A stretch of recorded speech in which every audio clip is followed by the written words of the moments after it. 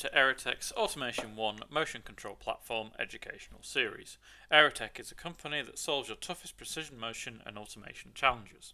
Automation 1 is a motion control platform consisting of software-based controls and development tools, PC and drive-based control hardware, and hardware-based drives for servo motors and other devices. In this video, we'll take a look at electrical and mechanical devices in Automation 1. My name is Chris Charlesworth, and I am the European Control Systems Engineer for Aerotech. The concept of devices is a new way to think about the items that are going to be connected together. So, each thing that you connect to an Automation 1 system is a device. Electrical devices are the hyperwire drives that you connect to the automation controller over the motion bus. And mechanical devices are the motors and stages that let you do motion when you connect them to the electrical devices. Now, when we add them together, that combination forms an axis. You need both an electrical device, effectively the amplifier, and you need some form of motor and feedback system. Those three key points that come together form up the axis as a whole. We're going to do a quick basic configuration of this inside of Studio to give you a good idea of how this works, and we're also going to take a look at a quick third-party device implementation as well. There is much more information in the other tutorial videos that are available for Automation 1. But first, I just want to take a moment to have a look at the mechanical device feedback. So, in A3200, everything was referred to in a servo loop as the inputs have been the position loop and the velocity loop.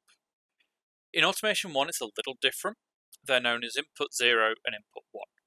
So we replaced the position feedback type and channel and the velocity feedback type and channel. The reason for this is that in Automation 1, we use a different form of PID loop, and we felt it was better to express things in a slightly different and actually a more accurate way. So, in dual feedback or dual loop systems as they're also known, input 0 is usually the position feedback. There is much more information inside the help file on the dual feedback overview page. I've just clicked on a link to bring up the Automation 1 help file, and you can see here there's a large amount of information to give you an overview of how to connect these things together, and many of the things you have to think about when you're doing this. For users of A3200, this is not actually that big of a change. It's purely a terminology change. Everything still has similar parameters and it still gets set up in a similar way. Now, I promised to take a look at a real example. So, here is Automation 1. This is a system that I have just running on my laptop using a virtual controller. Now, if I scroll down to machine setup, we can step through and take a look at how everything gets connected together.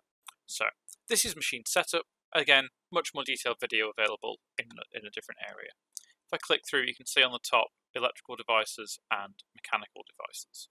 If I click next, you'll see an XR3 has been configured. That is an electrical device, and an XC2. Over in Add Devices, you can add any other electrical device that might be in the Automation 1 range. If you are connected to live equipment, then the system will scan and populate most of the information itself. Now, if I click next, again, I then have the mechanical devices, and this connects to the mechanical device catalog. So you can see there's lots of different parts here, but if I click on Add Device, the device catalog will open up, and this shows lots of different stages that are available that are all from the Aerotech product range. You can see there's quite a lot of them in here. So we could, in this case, configure just a simple Pro stage. So in this case, let's do a Pro 115LM, give it a small load, give it a travel, we'll give it an encoder feedback type and a cable management option. We can click Add. That has appeared on my mechanical device list on the left-hand side. And then on interconnectivity, this is where we form the axes themselves. So let's just go onto the XC2. we can see it's a drag and drop interface. We drag it, we drop it, and now we've combined the electrical device, in this case the XC2, with the mechanical device, the ProLM115. It is as simple as that. Now, when we have a third-party device, things are slightly different. So if I just click on back, we can go to mechanical devices. I can click on add device, opens up this enough. In this case, we're going to click additional options. So we're going to have a non-standard device, a non-Aerotech device. Now for this one, we will do a screw-driven linear stage. We'll give it a device name of example 1. And then I'm just going to put this in my ext dev folder. And if you just have all the specs, you can just connect everything up in here manually. We're going to copy one just for speed. Let's take an ATX115 with a certain type of motor. Let's do a stepper motor for fun. We'll take linear feedback in this case as well. We'll set the travel and whether it's got a fallback device. That comes in handy because it means the motor runs backwards. If we click on next, now we have all this information about our stage that's already pre-filled in. If you're doing this from scratch, you could just fill this in as you go. The main things you need are things about inertia and mass. They are critical, really, to understand what they are because they help guide the servo calculation for initial setup. You can also set up your own motors in this interface as well. So we could copy and edit the MPS75SM, we could enter them manually, or we could copy and edit a device.